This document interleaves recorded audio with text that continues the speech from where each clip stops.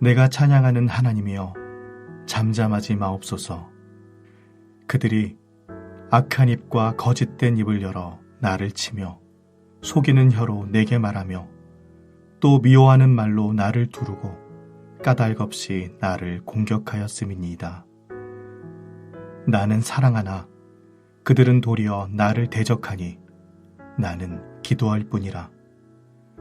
그들이 악으로 나의 선을 갚으며 미워함으로 나의 사랑을 갚아싸우니 악인이 그를 다스리게 하시며 사탄이 그의 오른쪽에 서게 하소서.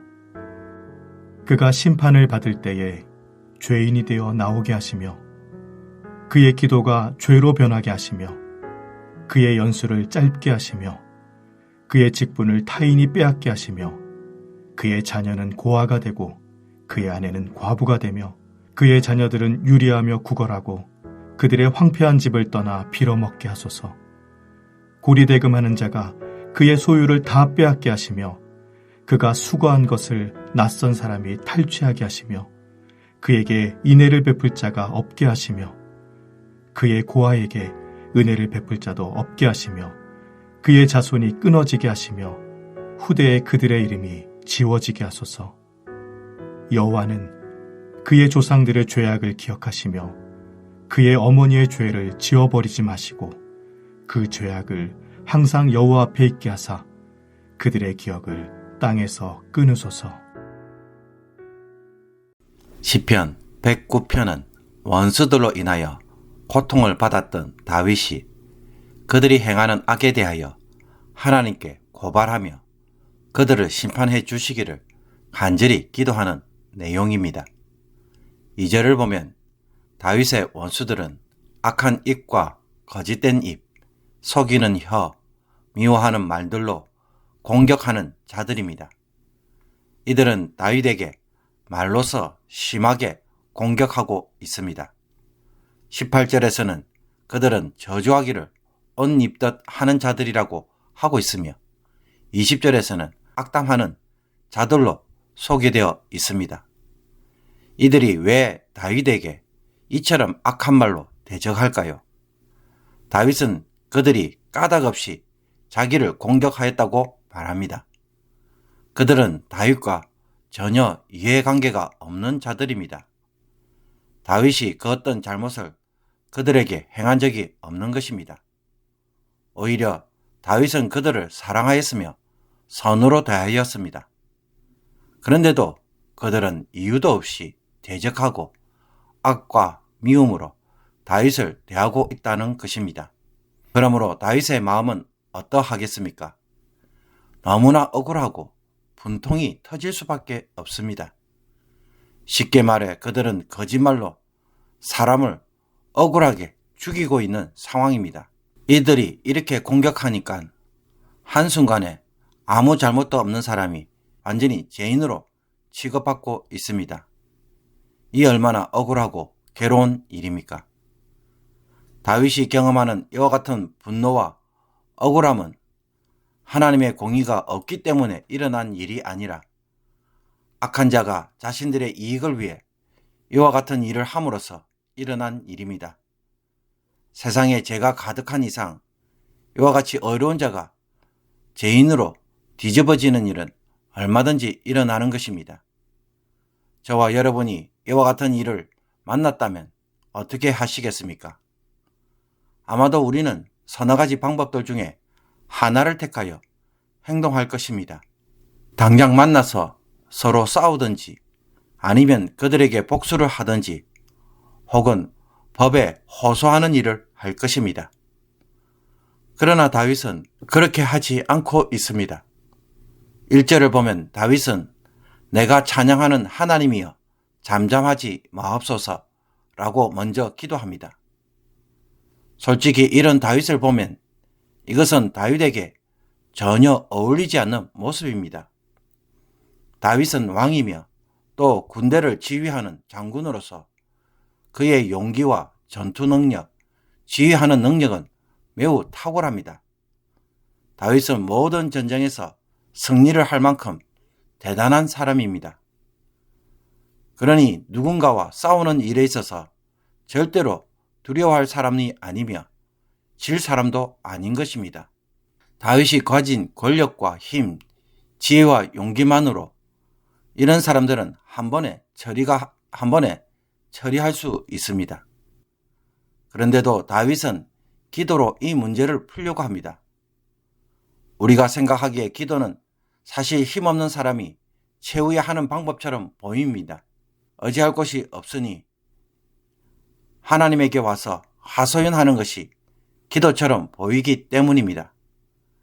다윗과 같은 사람이라면 하나님에게 기도하기 전에 이미 자신의 생각과 분노로 그 사람을 당장 제거하는 일에 더 빨랐을 것입니다.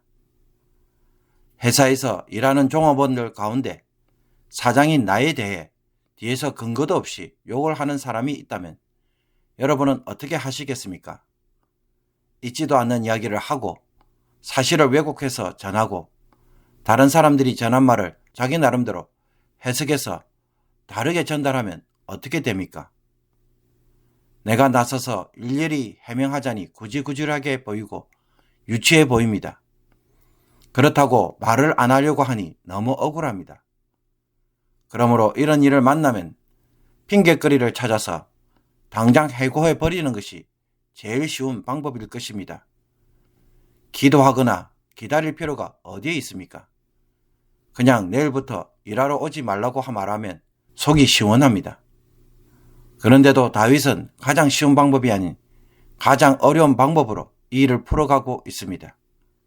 특히 6절에서부터 15절까지를 보면 어떤 기도를 하고 있습니까? 악인과 사탄이 그 사람을 다스리게 해달라고 합니다. 죄인으로 심판받아서 그 죄가 명백하게 드러나게 해달라고 기도합니다. 그뿐만 아니라 그의 가족과 그의 생명, 그의 직분, 그의 소유, 인간관계, 자손과 명예를 모두 잃어버리게 해달라고 기도하고 있습니다. 심지어 하나님이 그 죄악을 기억하셔서 그의 생명을 취하여 달라고 기도합니다. 그러므로 다윗이 그들을 향하여 마치 저주를 퍼붓는 기도를 하고 있기에 이 시를 저주시라고 부르기도 합니다. 그러나 다윗의 이런 저주의 기도는 다른 각도에서 보면 이런 일들은 전부 하나님이 악을 행하는 자들에게 하시는 하나님의 심판입니다. 악이 퍼져나가지 못하도록 멈추게 하시고 악으로 누린 영광을 취하시며 악에 대한 하나님의 징계가 무엇인지 알도록 하는 일들입니다. 그러므로 다윗은 기도를 통해 원수 갚는 일을 하고 있음을 보여줍니다. 하지만 다윗 자신이 원수를 갚는 것이 아니라 하나님을 통해 원수를 갚는 일을 하고 있다는 것입니다. 너희가 친히 원수를 갚지 말고 하나님의 진노하심에 맡기라 라고 사도 바울이 말씀을 인용한 것처럼 다윗은 지금 하나님이 이 일에 개입해서 하나님이 심판해 주시기를 구하고 있는 것입니다. 하나님만이 가장 공의롭게 처리하실 수 있고 하나님의 공의에 따라 심판하시는 것이 하나님이 하실 일입니다. 이런 점에서 다윗은 하나님을 자신의 삶의 왕으로 고백하고 사는 자임을 명백하게 보여주고 있습니다. 이스라엘 사회에서 왕이 해야 할 가장 중요한 일은 공정한 재판입니다. 하나님을 자신의 문제에 대한 재판관으로 세운다는 것은 하나님을 왕으로 모시고 있기에 생각할 수 있는 행동입니다. 다윗에게 기도는 너무 억울해서 하소연할 데가 없어서 하는 행동이 아닌 것입니다. 하나님이 자신의 삶을 주관하시기에 하나님이 이 문제를 처리해 주시도록 맡기고 있는 것이고 하나님을 의지하고 믿는 행동인 것입니다. 그러므로 오늘 말씀을 묵상할 때 성령님께서 우리에게 도전하시는 것이 무엇입니까?